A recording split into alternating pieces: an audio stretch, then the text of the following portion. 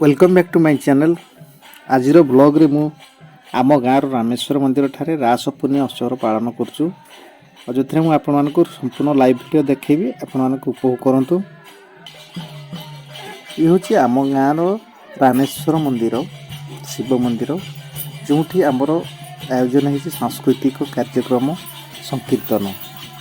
आई संकीर्तन स्पेशली महिला माने परिवेषण कर तो आपण मैंने देखु आग को उपभोग करूँ। मंदिर विषय आम किसी जाना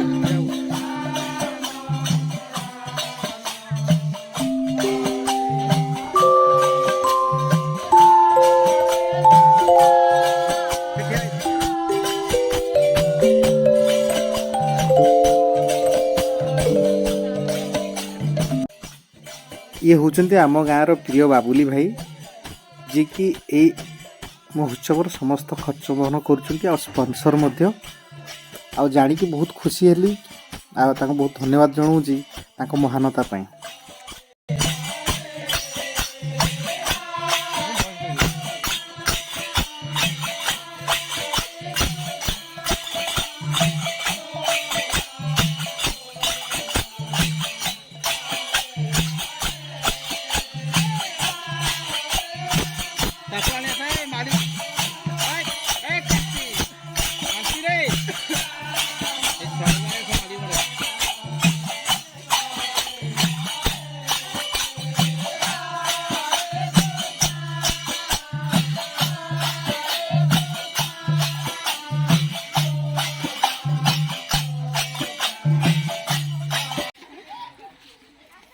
ଏଠାରେ ଅନ୍ନପ୍ରସାଦର ବ୍ୟବସ୍ଥା ହେଇଛି।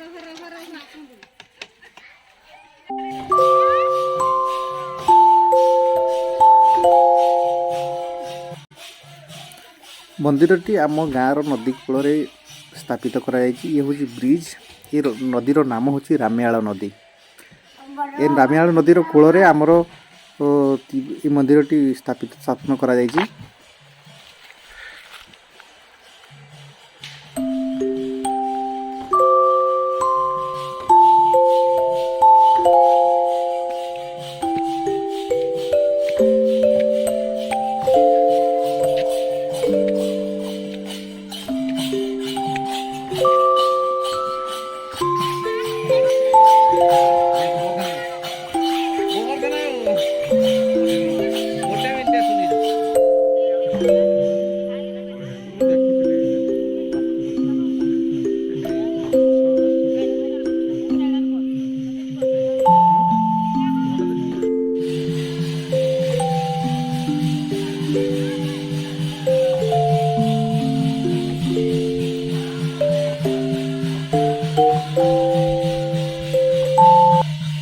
आजिर ये ब्लॉग्रे आम गाँव स्पेशली जो मैंने मुख्य आउ शिक्षित महोदय जे कि आम शिक्षक से अच्छा मुहर आम किसी शुणा मंदिर बाबद तो आम पचारिया जाइए मंदिर बाबद किसी कहतु। नमस्कार। आम ये रामेश्वर महादेव मंदिर 2013 मसीह अनुष्ठित होती। आमर आग्रही उद्योक्ता केत शिक्षक अच्छा से मध्य मुख्य अच्छा आमर पुरस्तम बाबू, अक्षय बाबू, गणेश्वर बाबू एवं अन्य माने गुरुत्व दायित्व और साहाय्य भी करिसेंते। आज जो कार्तिक पूर्णिमा उत्सव अनुष्ठित होइछि ए उत्सवटी आम ग्रामर समस्त नर नारी भक्त समस्ते अति आग्रह उत्सव पालन करुचंती। यह सहित समस्त भक्त मानक पय कीर्तन मंडली, नारी कीर्तन मंडली सेमानंकर सांस्कृतिक कार्यक्रम रही, अन्न प्रसाद मध्य रही एवं ग्रामांचल मंदिर जेहेतु आगु किपरि बढ़िबो सेतमे आमे स्वप्न देखुचु एवं प्रभु रामेश्वर महादेव निकट में आमर आत्मविश्वास अच्छी एथिरे जेमिति एक बृहत मंदिर ठाकुर दयारु तैयारी हेबो। यह आमर स्वप्न।